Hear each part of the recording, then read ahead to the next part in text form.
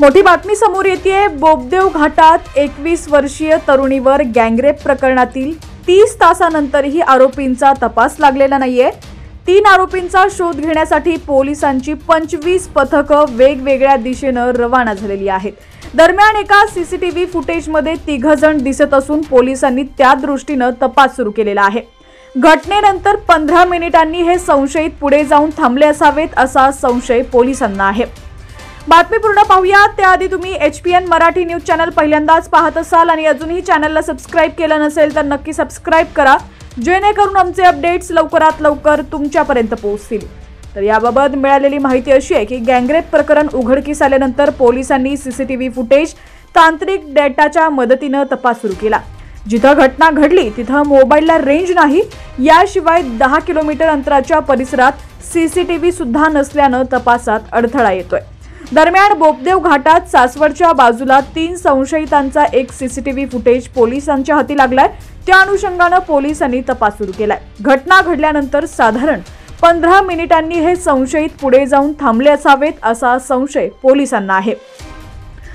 तर गुरुवारी रात्री 11 वाजण्याच्या सुमारास या मुलीवर 3घांनी अत्याचार केले। ही पीडित मुलगी पुण्यातल्या एका इव्हेंट मॅनेजमेंट कॉलेजमध्ये शिकते, तर मुलगा CA ची तयारी करतोय। बोबदेव घाटामध्ये पीडित तरुणी आणि तरुण 2 व्हीलरवरती आले होते, तर आरोपीही 2 व्हीलरवरतीच होते। गुरुवारी रात्री बोबदेव घाटात 3 नराधमांनी मुलाचा शर्ट काढला आणि बेल्टने त्याचे पाय बांधून ठेवले, तसंच गाडीची चावी आणि मोबाईलही काढून घेतला। आरोपींनी मुलीची चांदीची अंगठीही काढून घेतली। आरोपींपैकी एकाकडे चाकू होता, या चाकूने त्यानं धाक दाखवला। मुलीवर सामूहिक अत्याचार करून तिन्ही नराधम पुन्हा वर आले। मुलीला परत थोडं वरती घेऊन आले आणि तिला तिथं सोडलं आणि पळून गेले। त्यानंतर मुलीनं बांधून ठेवलेल्या मित्राला सोडवलं। हे लोक सरासरी 11च्या सुमारास तिकडे पोहोचले आहे आणि 1 तासानंतर हे 3 मुले आले आणि त्यानंतर हे घटना घडलेली आहे।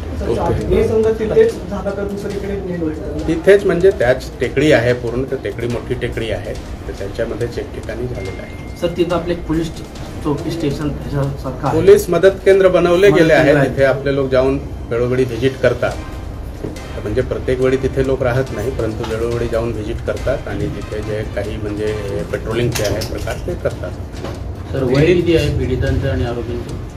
आरोपी अजूनही निष्पन्न झाला नाही। पीडिताचे वय जे आहे 21 वर्षाची आहे। पीडित सोबत जो मुलगा होता त्याच्याकडे काय चौकशी केली आपण? त्यांच्या कॉन्टॅक्ट मधले ते मुलं आहेत असं का? नाही, आतापर्यंत ते माहिती निष्पन्न झाली नाही। मित्रमैत्री कॉलेजचे होते काय? नाही, आता ते शिकणारे मुले आहे। दोन्ही मुलगी आणि त्यांच्या सोबतचे जे त्यांचे मित्र आहेत ते दोन्ही शिकणारे मुले आहेत।